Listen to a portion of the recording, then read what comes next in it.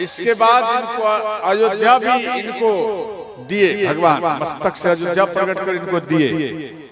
और अयोध्या में आए तो मनु महाराज मां शत्रुपा इन दोनों के मिश्रण से 9 कन्या एक बेटा हुआ। चंद्रा 3 कन्या और 2 बेटा, 3 कन्या 2 बेटा हुआ। एक बेटा प्रियव्रत और दूसरा बेटा उत्तानपा। तो ध्यान देना, और 3 बेटी, एक का नाम देहूति, आकृति और प्रसूति। तो प्रसूति दक्ष प्रजापति से विवाह हुए और उनकी बेटी सती प्रकट हुई जो भगवान शिव से सजन और विवाह हुआ। और उनकी एक बेटी थी देवहूति, तो उनका विवाह कर्दम ऋषि से हुए। इन दोनों के मिश्रण से ध्यान देना 9 कन्या प्रकट हुए। तो दूसरी कन्या, पहली कन्या का नाम काला जो मरीचि से विवाह हुए, और दूसरी बेटी का नाम अनुसुईया जो ब्रह्मा के बेटा अत्रि मुनि से सजन और विवाह हुए। तो मां अनुसुईया और अत्रि मुनि के आश्रम में स्वयं भगवान नारायण पधारे और यहाँ पर अत्रि मुनि और मां अनुसुईया इनका स्तुति की। नमामि भक्तवत्सलं कृपालुशीलकोमलं भजामते पदाम्बुजम् अकामिनं स्वधामदं। नमामि भक्तवत्सलं कृपालुशीलकोमलं नमामि ते पदाम्बुजम् अनामिकं स्वमाधरम्। श्याम सुंदरं भवाम्बुनाथमंदरं प्रफुल्लकञ्जलोचनं मदादिदोषमोचनं। निकाम श्याम सुंदरं भवाम्बुनाथमंदरं गुरल्लकञ्जलोचनं मदादिदोषमोचनं। प्रलम्ब बाहुविक्रम प्रभो प्रमेय देवं निसंग चापसायकं त्रिलोकनायकं। प्रबलबाहुविग्रहं प्रभो प्रमेय वैभवं निकष चापसायकं धरं त्रिलोकनायकं। दिनेश वंश मंडनं महेश चापखंडनं मुनीन्द्र संत रंजनं सुररि वृंद भंजनं। दिनेश वंश मंडनं महेश चापखंडनं मुनीन्द्र संत रंजनं सुरारि वृंद भंजनं। नमामि भक्तवत्सलं कृपालुशीलकोमलं भजामते पदाम्बुजम् अकामिनं स्वधामदम्। नमामि भक्तवत्सलं कृपालुशीलकोमलं भजामि ते पदाम्बुजम् अनामिकं सदा।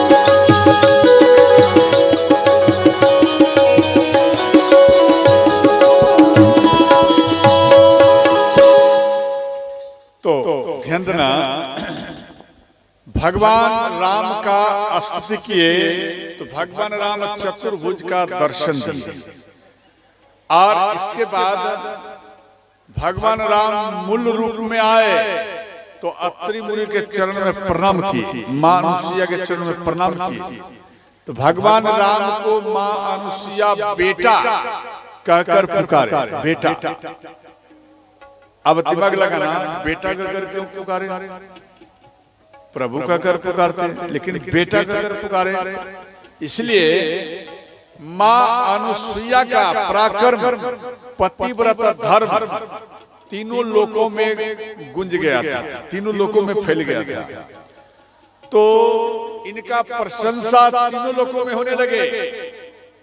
तो शिव जी माँ अनुसुईया की प्रशंसा माँ पार्वती के पास में बोले। नारायण भगवान माँ अनुसुईया का प्रशंसा माँ लक्ष्मी के पास में बोले, और ब्रह्मा जी माँ अनुसुईया का प्रशंसा माँ सरस्वती के पास में बोले। तो ध्यान देना, एक बात आप बताइए, आपके जो पति हैं वो अगर दूसरे के पत्नी को, ध्यान देना, दूसरे की पत्नी जो है उनका प्रशंसा आपके प्रति आपके पास में बार बार करे तो क्या आपको अच्छा लगेगा? तेरा विवाह हो चुका है क्या? तो कैसे जानती है? अच्छा, वाह, ध्यान देना। चलो ज्ञान तो है। एक बात ध्यान रखना, आपके पास में आपका पति और दूसरे माताएं का या दूसरे की पत्नियां का प्रशंसा करे, क्या आपको अच्छा लगेगा? नहीं लगेगा। उसी प्रकार मां पार्वती को अच्छा नहीं लगेगा। बार बार प्रशंसा करे, इधर से आ जाए कहां से भी। शिव जी कहते हैं, देवी पार्वती को बताओ, अनुसुईया तीनों लोकों में पतिव्रता स्त्री है, उनके जैसा कोई नहीं है पतिव्रता। इस प्रकार नारायण भगवान, ब्रह्मा जी, शिव जी बोले तो मां पार्वती नाराज हो गई। तीनों माताएं एक जगह में खड़ी हुई, और इसके बाद मीटिंग की, एक काम करो, इनको परीक्षा करने के लिए भेजिए। तीनों अपना अपना पति को भेजिए, और परीक्षा करके आएंगे तब मालूम पड़ेगा कि हाँ सही में है। शिव जी के पास में मां पार्वती बोली, आप जाइए परीक्षा करने। मां लक्ष्मी नारायण भगवान को बोली, मां गायत्री ब्रह्मा जी को बोले। तो इन तीनों अपने अपने पत्नियों के बात को सुनकर परीक्षा लेने के लिए जा रहे हैं। यहां पर किया गया है कि भगवान ब्रह्मा, विष्णु और महेश, ये तीनों अपने अपने पत्नियों के बात को मानकर पृथ्वी में साधु का रूप धारण कर आए, और बोले, माता भिक्षाम देहि, माता भिक्षाम देहि, भिक्षा दो माता। मां अनुसुईया बाहर आई, बोले, बाबा भिक्षा चाहिए? हाँ माता, हमको भूख लगा है, हमें भिक्षा चाहिए। यहाँ पर कहते हैं आपको कौन सा भोजन चाहिए? यहाँ पर भोजन के बारे में दिया गया आहारी। आहारी का अर्थ है दाल भात तरकारी, घी अचार पापड़ ना जाने क्या सब, आहारी। और दूसरा है फलहारी, फल चाहिए खाने के लिए। और तीसरा है शाकाहारी, केवल साग खाओ, उसको कहते हैं शाकाहारी। और अंत में दिया गया है पयहारी, 4 प्रकार का भोजन दिया गया। पयहारी माने दूध पी करके रहना, पयहारी। यहाँ पर मां अनुसुईया बोली, आप इन 4 में डिसीजन करो कौन सा भोजन चाहिए। तो श्री भगवान भोलेनाथ कहते हैं कि हे माता, आप हमें पयहारी पिलाओ, पयहारी भोजन चाहिए। और वो भी पयहारी कैसे पिलाएगी? वो भी निवस्त्र होकर, और आप अपना पय हमको पवाइए, अपना भाषा में समझना। तो श्री मां अनुसुईया मन में सोची, भाई अपना पयहारी इनको पिलाना पड़ेगा, वो निवस्त्र होकर, तो ये भी ठीक नहीं है। और इनको मैं वापस कर दूं तो ये भी ठीक नहीं है। तो मां अनुसुईया यहां पर विचार की और प्रसन्न होकर तीनों मूर्तियों को बिठाए और हाथ में जल लिए, ओम पति परमेश्वराय नमः इस प्रकार से मंत्र उच्चारण किए और मन में रखे ये मेरा बेटा बने तभी तो। छोटा बालक निवस्त्र पति के पास, या जब माँ बेटे या बेटी को जन्म देती है उस टाइम में, लेकिन यहाँ तो साधु हैं, इन जगह में ठीक नहीं। तो हाथ में जल लिए, ओम पति परमेश्वराय नमः मंत्र पाठ कर इन तीनों मूर्ति के सिर पर छींटे। ये छोटा छोटा बालक हो गए। इसके बाद माँ इनको पय पवाए, माने दूध पवाए। और इसके बाद इतने में अत्रि मुनि 2-4 दिन 5 दिन के बाद आए। तो यहाँ देखिए भाई बालक है। तो अत्रि मुनि दिमाग लगाए, भाई ये बालक कैसे आ गया? मैं तो काफी दिनों के बाद तपस्या करके अभी आया हूँ, ये बालक कहाँ से आ गया? तो अत्रि मुनि ध्यान नयन को बंद कर इन तीनों बालकों को देखने लगे। जब देखे तो ब्रह्मा, विष्णु और महेश ये तीनों का रूप इनको दिखा है। अब इनका तीनों रूप जब देख लिए तो श्री अत्रि मुनि यहाँ पर खुश हो गए। अत्रि मुनि प्रसन्न हो गए और कहते हैं, अनुसुईया आप धन्य हैं, अनुसुईया आप धन्य हैं, आप धन्य हैं, आप तीनों लोगों के स्वामी को अपने बेटा बना लिया। आप देवी धन्य हो, धन्य हो। इतना कहकर अत्रि मुनि चले गए। और इस प्रकार से 6 महीना बीत गया।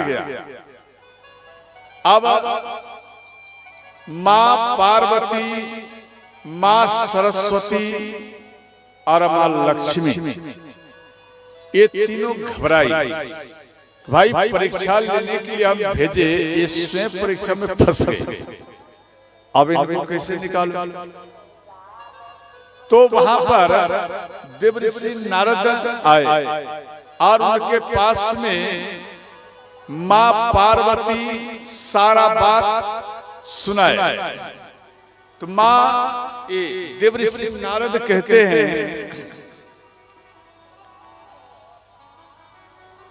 कि हे माता, आपको अगर पति चाहिए तो आप पुतहु बनकर जाओ, पुत्र वधू। नहीं समझे? पुतहु न कहती हो पुत्र वधू को, तो पुत्र वधू बनकर जाइए, वो भी ऐसे नहीं घूंघट लगा। और तीनों माताएं मां अनुसुईया के किवाड़ को खटखटाए, माता किवाड़ को खोलो।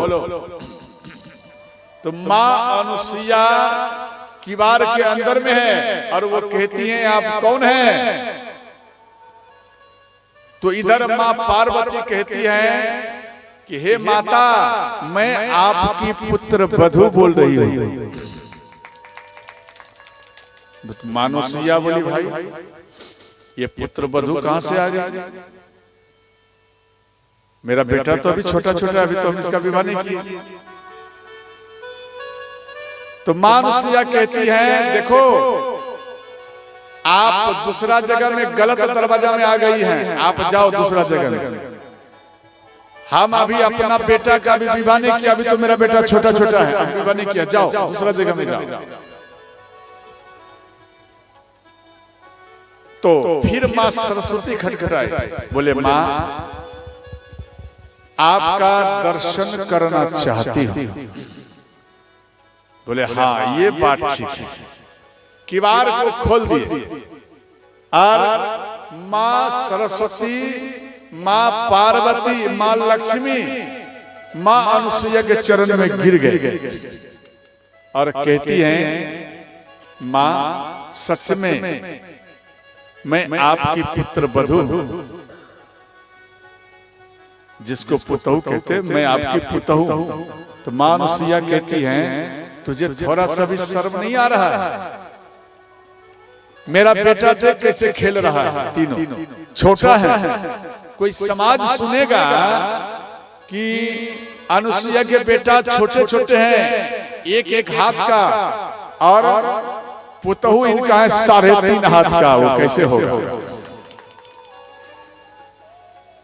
हंसी उड़ाएगी। जा, जा, जा।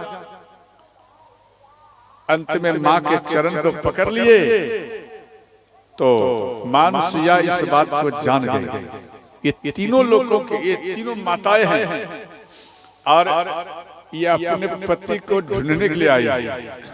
अंत में मां अनुसुईया कहती है, एक काम करो, आप अपने अपने पति को ले जाओ। अब मां सरस्वती, मां पार्वती, मां लक्ष्मी, अब कभी ब्रह्मा जी को मां लक्ष्मी उठा ले, कभी मां लक्ष्मी शिव जी को उठा ले। भाई फिर मन में सोचे मेरा पति नहीं है, अर्थात उलट पुलट। इनको मालूम नहीं मेरा पति कौन है।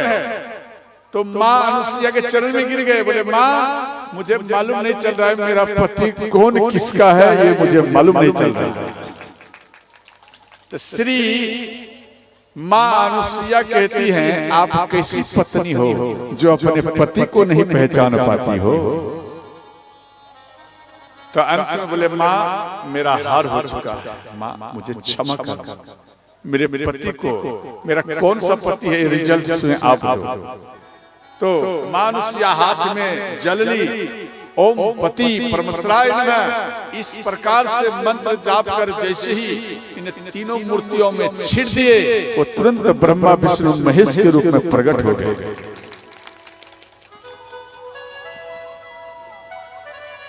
अब मां अनुसुईया तीनों भगवान को देखकर दंडवत प्रणाम की। अत्रि मुनि आए, वो भी प्रणाम की। और मां अनुसुईया की आंखों से अश्रुबिंदु बहने लगे। बोले, प्रभु आप 6 माह तक मेरे पास में रहे और आपको अपना पेय पिलाए, पेयहारी अर्थात दूध पिलाए, तो मेरे अंदर में पुत्र का जिज्ञासा जग गया, इसलिए आपका कृपा चाहिए। बोले, मां ठीक ठीक आप बात सत्य बोल रही है। तो उन जगह में ध्यान देना, ब्रह्मा विष्णु महेश ये तीनों एक जगह में अपना पावर से एक बालक प्रकट किए और अपना अपना रूप का एक एक सिर प्रदान किया और 3 मुख हुए और उनका नाम पड़े, ध्यान देना, उनका नाम पड़े, ये 6ठा अवतार भगवान के हैं, इनका नाम पड़े दत्तात्रेय भगवान। बोलो दत्तात्रेय भगवान की जय हो। और मां अनुसुईया का ध्यान देना, एक बेटा हुए दुर्वासा और एक हुए चंद्रमा। ये मां अनुसुईया के ही बेटा है। तो ध्यान देना, इधर भगवान माता ये सब चली गई, अंतर ध्यान हो। इसीलिए मां अनुसुईया राम को बेटा बोली, समझ गए? मां अनुसुईया का हाथ पकड़कर ओ लाई, मां अनुसुईया सीता के हाथ पकड़कर अपने कुटिया में बैठाई और कहती है, बेटी मेरा इच्छा है कि आपको मैं आभूषण पहराऊं और वस्त्र दूं। बोले, मां आपकी इच्छा। तो वहां पर कुछ आभूषण और वस्त्र दिए, दिव्य वस्त्र। वैसा दिव्य वस्त्र था वो अग्नि में भी प्रवेश कर जाइए ध्यान देना, उन वस्त्र को लेकर तो आपके शरीर में अग्नि प्रवेश नहीं करेंगे, ना वो वस्त्र जलेंगे।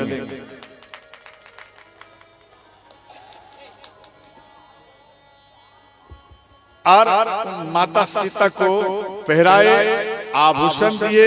इसके बाद माँ अनुसुईया कहती है, बेटी मेरा इच्छा है आपको नारी धर्म का ज्ञान दूं। तो माँ अनुसुईया जो बराबरी में बैठे थे, माँ अनुसुईया माँ सीता दोनों बराबरी में बैठे थे। इन बात को सुनते ही माँ सीता नीचे में बैठ गई और हाथ जोड़ लिए, बोले माँ आओ, भाग्य मेरा जो आपके मुखारबिंद से मैं नारी धर्म की कथा सुनूं। तो यहाँ महा अनुसुईया कहती है, बेटी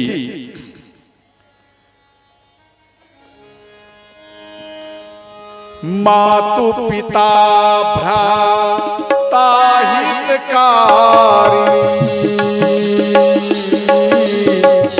मित प्रद सब सुनु राजकुमारी। राम सिया राम जय जय राम। राम सिया राम जय जय राम। मंगल भवनय ओ मंगलहारी ओम सहित जपत त्रिपुरारी। राम सिया राम जय जय राम। राम सिया राम जय जय राम। हर हर महादेव। तो ध्यान देना, श्री माँ अनुसुईया कहती है, बेटी आपके पास में जितना भी उम्र है, इतना उम्र तक आपकी माँ आपके पिता नहीं जा सकते। क्यों? आपके पिता आपकी माँ इनका आयु कम है। क्या बेटी की उम्र तक आप जा सकते? नहीं, उनका एक सीमा है बेटी, और उस सीमा तक ही आपकी माँ आपको दर्शन देगी। उसके बाद वो इस दुनिया को छोड़कर वो माँ चली जाती है। और इसके बाद दिया गया, धीरज धर्म मित्र और नारी आपद काल परखी अहि चारी। यह दिया गया, जैसे आपके ऊपर कोई संकट आ गया, उन समय में मित्र को परखा जाता है, पति को परखा जाता है, पत्नी को परखा जाता है। आफत काल में ध्यान देना। इसके बाद दिया गया, पति जैसे बोलते वृद्ध रोग बस जर धरहीना, अर्थात जैसे किसी का पति बूढ़ा है, बूढ़ा वृद्ध, मानो किसी का पति वृद्ध है, और एक वृद्ध ये भी आता है जैसे आधा अंग किसी का डैमेज हो गया, जवान व्यक्ति है और आधा अंग उसका डैमेज हो गया, तो वो भी वृद्ध में आता है।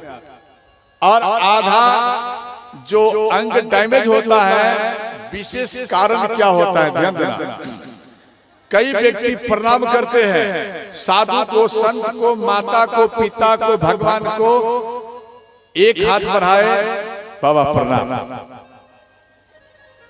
नहीं करते, एक हाथ से।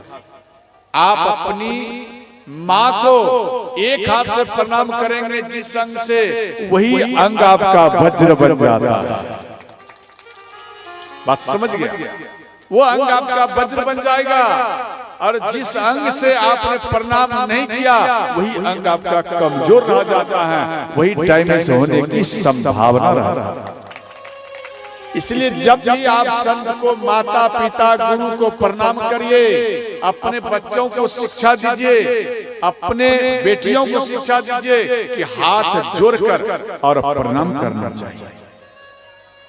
बात समझ में आया नहीं? हाथ जोड़कर प्रणाम करना चाहिए। एक बात बताइए, ध्यान देना,